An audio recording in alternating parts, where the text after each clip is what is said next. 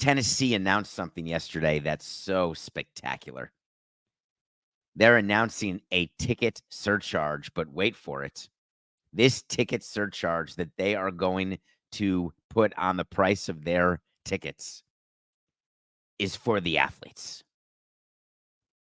This is not an anti-athlete. They're not employees. Players don't deserve to get paid. No, I'm not going down that road. I leave that to all of you to decide because we've debated it ad nauseum in the media. I've told you where I am, so you know. If you want to make players employees and they want to unionize and they want to get paid, great. Just know you're signing up for full college free agency, which is what I told you. And that has manifested itself in something called the transfer portal. Here's the thing about player contracts increasing. It's the same as when the airlines are forced to pay more for fuel or Uber. What do? Take a look at your bill. Have you ever checked out of a hotel and looked at that bill? There's surcharges left and right. During COVID, people were upcharging you to do the extra cleanings. Companies now are asking you to pay the credit card surcharge. Never used to have to pay that. So use a credit card, 2.5% to 3% more, because that's the money they have to pay to the credit card companies when credit cards are used. And they're saying, I'm not going to lose margin. Let's PITC. Pass it to consumer.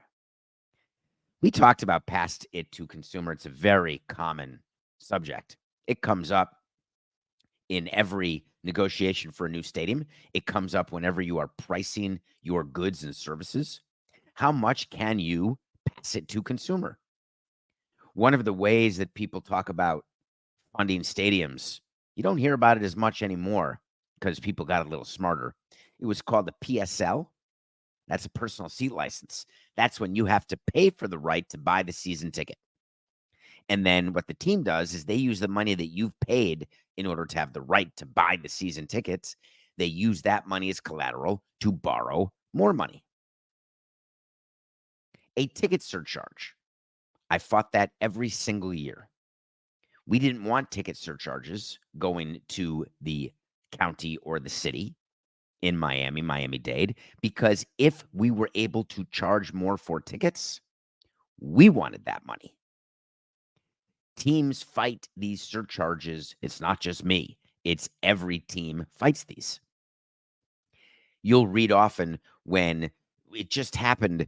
God, Coca, this is a moment. Is this a Pacific time issue? I don't think so.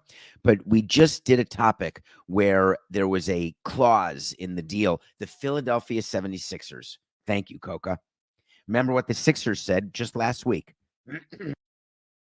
We're not taking public money, but if you give public money to someone else, we want it. That's how we viewed everything, like ticket surcharges. Hey, you don't do that to anyone else, don't do it to us. And no one wanted ticket surcharges. So why is Tennessee doing this? Well, now we have to get a little deeper into the conversation. There is a antitrust lawsuit that happened. And to put it in its simplest terms, players have said, listen, we want to get paid. The NCAA had said, I think you guys are amateurs and you shouldn't get paid. Players said, hold on, I think we got a winner here. And the court said, you got yourself a winner. That was the huge NCAA case, the huge NIL case, the huge ruling, the huge settlement. And what this settlement is going to do, this lawsuit that was settled, basically, to really bring it down to brass tacks, players are getting a piece of the pie. Players in the NBA get a piece of the pie, NFL, NHL, MLB. It is a very, very common thing. Employee-owned stock plans. There are companies all over the world, all over our country, where employees have a piece of the company. It doesn't mean they have operating control. It doesn't mean that they are in the C-suite. It doesn't mean they're making decisions of any kind, but they can get a piece of the profit.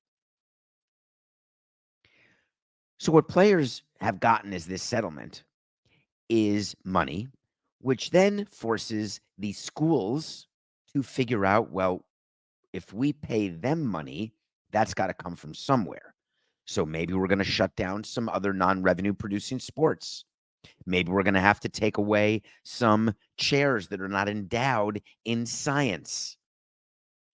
Maybe we are going to increase the cost of tickets in order to get players money, and we'll take a percentage of the increased price and we'll put that aside to give to players. Sounds innocent enough, doesn't it? Sounds like a very logical way. Here's the thing about being a consumer. You're the one as a consumer who tells us as an operator when we've gone too far, because we're going to keep going. We're going to keep increasing prices until everybody says it's too much. And when I get an email at davidsamsonpodcast.com or someone goes on my Twitter and says, I'm so upset with these price increases, I no longer can go to games. Don't they care about me? And I always give the honest response back, which is no, they don't care about you. Now, if you are everyone, then all of a sudden they will care about you. So Tennessee is putting this surcharge on tickets. They're saying that maybe it can raise $10 million. And they're saying that's not even enough for what we're going to have to pay players. We could have done an even bigger surcharge, but we're just going to leave it at 10%. 10%. That means if you're paying $50 for your ticket to go see Tennessee, your ticket price is going to be $55. Now, you're not getting anything extra. It's not like you're getting an extra soda, beer, chips, pop, corn, nothing. That extra $5, right to the player.